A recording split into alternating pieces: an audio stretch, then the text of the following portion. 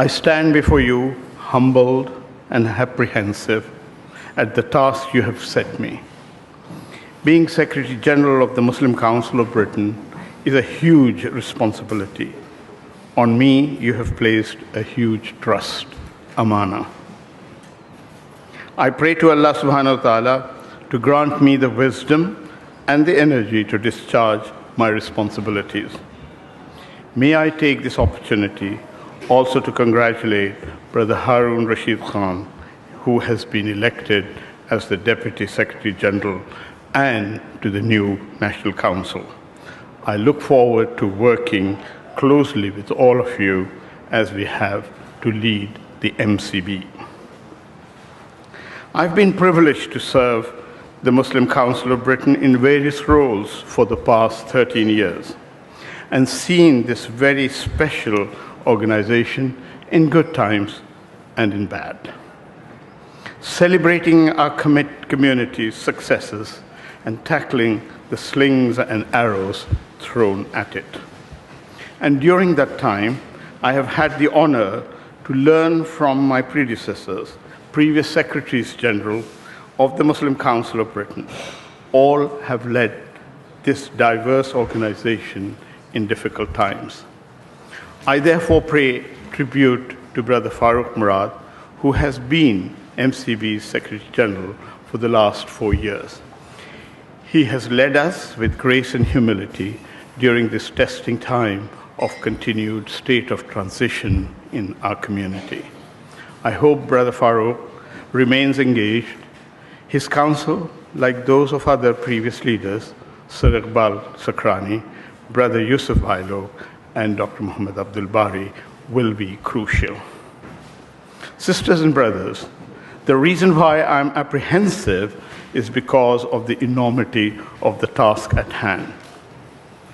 For pessimists, the UK is a pretty tough place to be a Muslim these days. Over the last few weeks, we have had to endure a barrage of headlines which paints a picture of our community as isolationists at best and extremists at worst. Our religious practices have been called into question, and hardly a day goes by without a story of Muslims at odds with the norms of wider society. So what is Islamic and what is Islamic values? Freedom, tolerance, accepting personal and social responsibility, and upholding the law of the land. These are Islamic values. And I was therefore delighted to read the Daily Mail this morning that these are the values described by our Prime Minister as British values. We welcome them and we want to adhere to them and implement them. If we were therefore to switch off our TV sets, put down our smartphones, and flee the Westminster political village, there's a far more optimistic picture for us all. We do not want favors, nor do we believe in narrow identity politics, but because we want equal access to the opportunities this great country gives us, we want to make sure that we access them.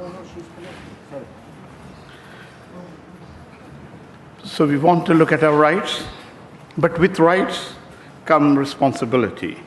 And this alternative picture of our community is one where Muslims also engage with fellow Britons, make enormous contribution to Britain, and demonstrate proactively how our great faith of Islam allows us to be productive and proud members of the British society. I'm not painting a picture here of a fantasy world. It is here and it's very real. We need to know that.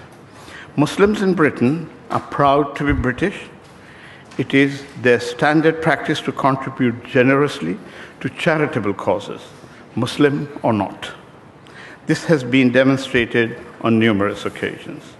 Time across the years, with many of us here present today leading the way.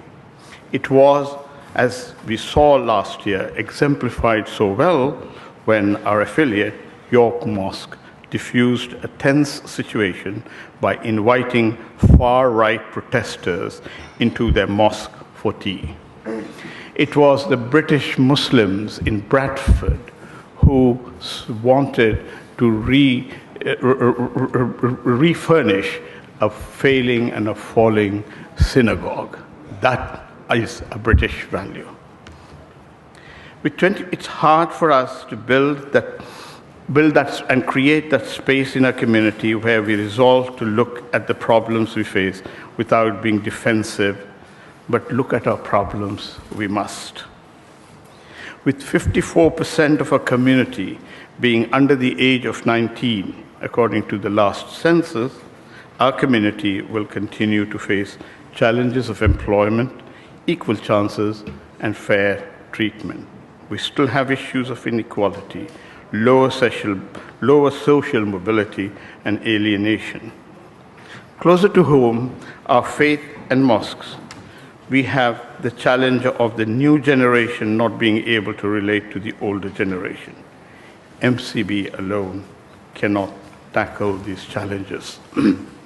Today, I ask for us to rediscover why the Muslim Council of Britain was established 17 years ago, and for us to all revisit the values that so energized its founders, some of whom are here today in this hall. We cannot tackle our challenges without recognizing our diversity, but acting in common cause. Our differences should be an asset, not a hindrance to unity. So my first priority to issue is a renewed call for unity, a unity in purpose, where we redouble our efforts in interfaith work, getting to know one another as British Muslims.